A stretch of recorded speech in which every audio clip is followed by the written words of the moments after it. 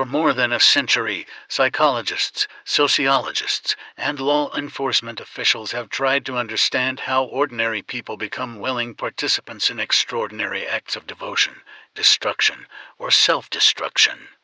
The study of cult psychology has evolved dramatically over the decades, shaped by real tragedies, groundbreaking research, and the tireless efforts of former members who risked everything to tell their stories. Today, we're counting down the top 10 biggest moments in cult psychology, the events and breakthroughs that fundamentally changed how we understand the human mind under the influence of charismatic leaders and totalitarian group dynamics. These are the moments that made us rethink what we know about persuasion, compliance, and the boundaries of human belief. We're going deep into history, psychology, and the darker corners of human behavior, so buckle up, because this is a journey you won't forget. Number 10 on our list takes us back to 1954 and the founding of the Unification Church by Sun Myung Moon in South Korea. Now, some of you might be thinking, why start with something that predates the more dramatic tragedies on this list? Here's why. The Unification Church, often called the Moonies, represents one of the first modern cults to achieve global scale and mainstream visibility, and it fundamentally shaped how psychologists approached the study of mind control. Moon claimed to be the true Messiah, sent to complete the mission that Jesus Christ supposedly failed to accomplish. He built an organization that combined aggressive recruiting tactics, elaborate mass weddings that paired strangers in arranged ceremonies, and a business empire that spanned continents. The psychological techniques used by the Unification Church became textbook examples of what researchers would later call coercive persuasion. They used love bombing to overwhelm new recruits with affection, isolation to cut people off from skeptical friends and family, and a system of confession and guilt manipulation that kept members in a constant state of emotional dependency. Unification Church also pioneered the use of third-party recruitment, where members would pose as job recruiters or dating prospects to lure potential converts into weekend workshops that operated more like psychological boot camps. The impact on cult psychology was enormous, because for the first time, researchers had a large, well-documented case study of a group that employed systematic mind control techniques on a massive scale. The research that emerged from studying the Unification Church laid the groundwork for the modern understanding of cult behavior, and that's why it earns our number 10 spot. Moving up to number 9, we travel to 1969 and the horrifying murders committed by Charles Manson and his followers, the Manson family. On August 9th and 10th of 1969, members of the Manson family invaded the home of director Roman Polanski and actress Sharon Tate, murdering Tate and 4 others in a brutal night of violence. The next night, they murdered Lino and Rosemary LaBianca in their own home. The murders shocked America to its core, not just because of their brutality, but because the killers seemed to have no motive beyond following the nonsensical instructions of Charles Manson, a man who had convinced a group of young people that he was a spiritual leader whose every word must be obeyed.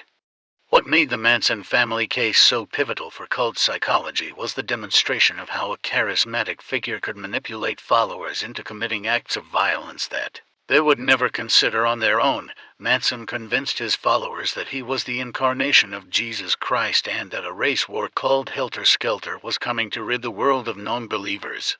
He used a combination of drugs, hypnosis, and constant psychological manipulation to break down the identities of his followers and rebuild them around absolute devotion to him. The trial brought cult psychology into the public consciousness in an unprecedented way, as psychiatrists testified about Manson's techniques and the concept of mind control entered the popular lexicon. The Manson case also highlighted the role of drugs in cult manipulation, as Manson used LSD and other substances to both reward his followers and destabilize their grip on reality. This case sent a clear message to American society. Charismatic leaders could weaponize psychology to create armies of devoted followers willing to kill and die on command.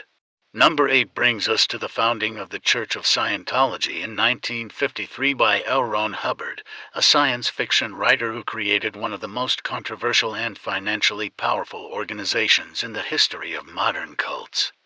Now, Scientology is unique on this list because it's still operating today, and its influence on the landscape of cult psychology cannot be overstated. Hubbard developed a complex system of belief centered around something called Dianetics, which he claimed was a scientific solution to the problems of the human mind.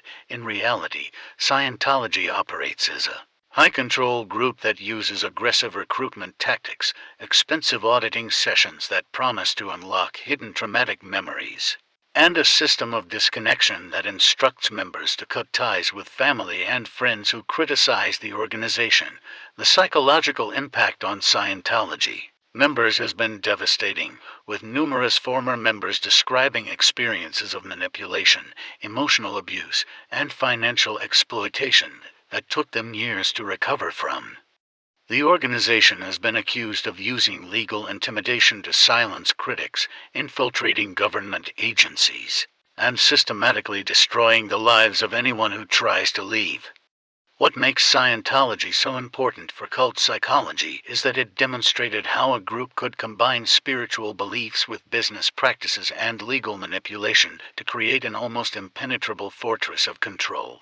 Case also highlighted the challenges of studying cults that have the resources to fight back against researchers, lawyers, and journalists. Scientology forced psychologists to develop new methods for studying high-control groups that could respond to scrutiny with coordinated attacks on the researchers themselves. At number 7, we examine the Children of God, later known as the Family International, a group founded in 1968 by David Berg that would become one of the most notorious cults of the late 20th century. Berg, who called himself Father David, led the group for over 2 decades, during which he developed a theology that blended Christianity with free love and eventually what he called flirty fishing, a practice that involved using sexual relationships as a recruiting tool.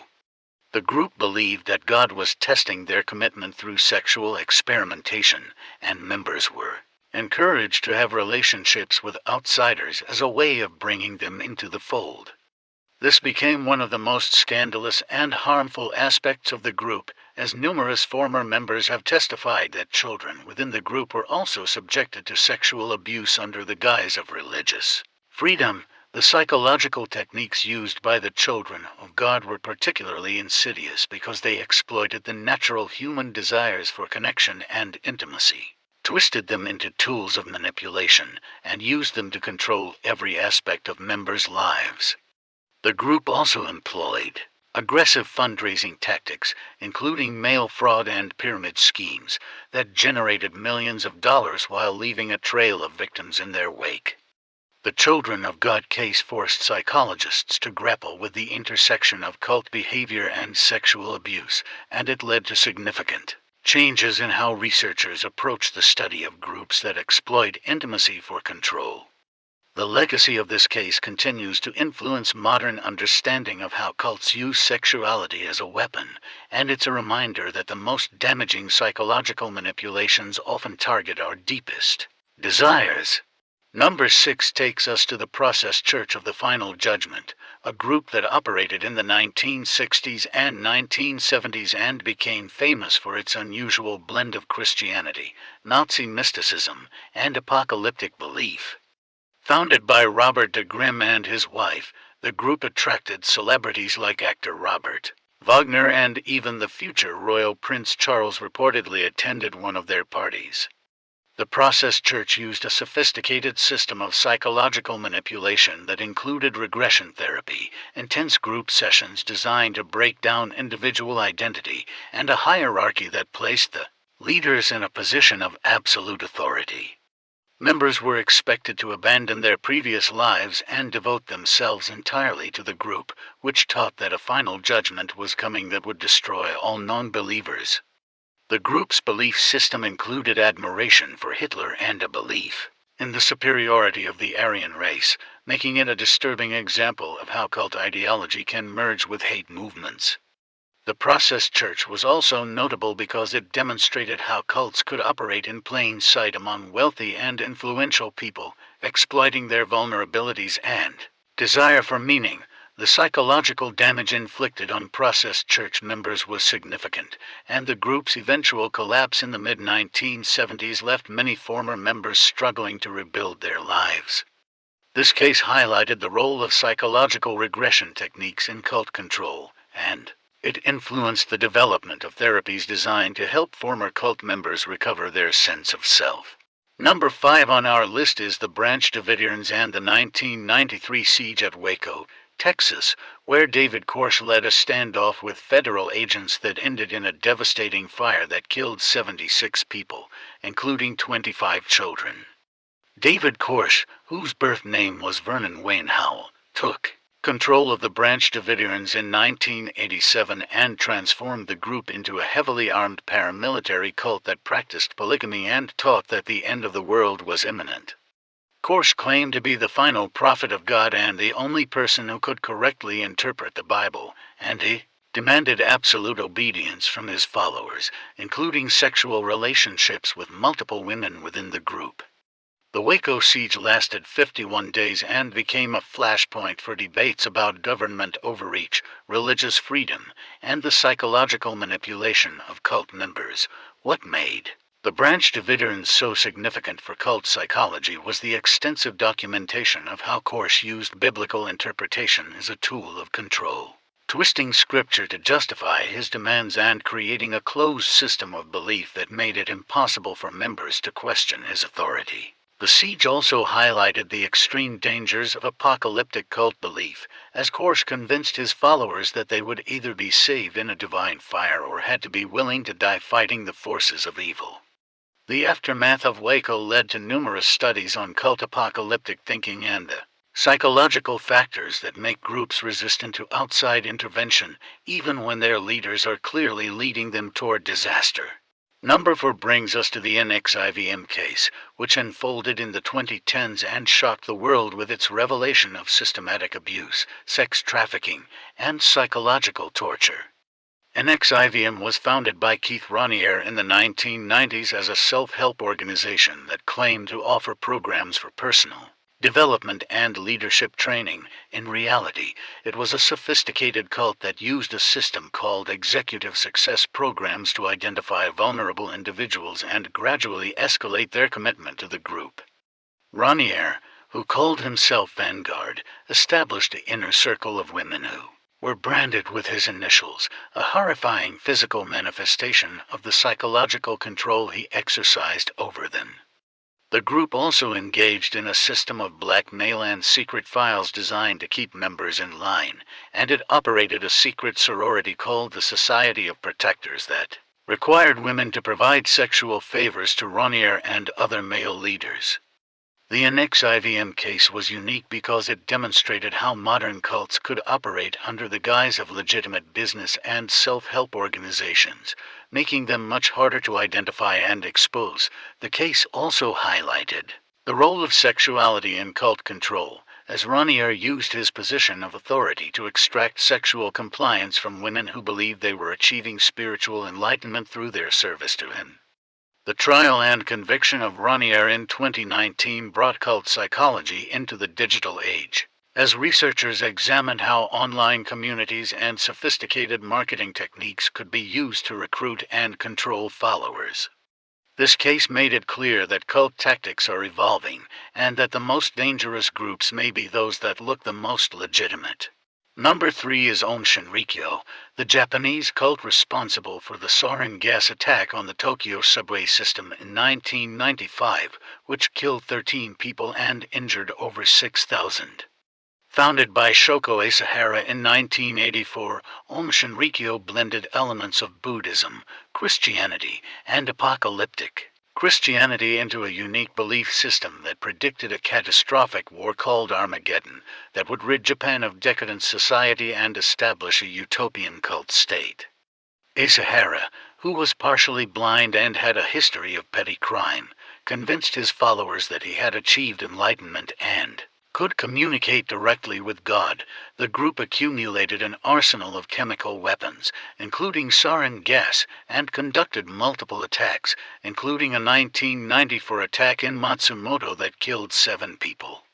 The Tokyo subway attack was the worst act of domestic terrorism in Japanese history, and it sent shockwaves around the world as investigators uncovered the full extent of Aum Shinrikyo's capabilities and ambitions. What made this case so significant for cult psychology was the demonstration that cult ideology could merge with technological knowledge to create mass casualty attacks that rivaled those of nation-states. The case also highlighted the role of social isolation and personal crisis in cult recruitment, as many Aum Shinrikyo members were young people who had failed in school or career and were searching for meaning and belonging. The aftermath of the attack led to major changes in how governments approached the threat of cult violence, and it influenced the development of new psychological models for understanding how ordinary people can become capable of extraordinary evil under the influence of charismatic leaders. Number 2 is the Heaven's Gate cult and their collective suicide in 1997, an event that shocked the world and became a defining moment in the public understanding of cult danger.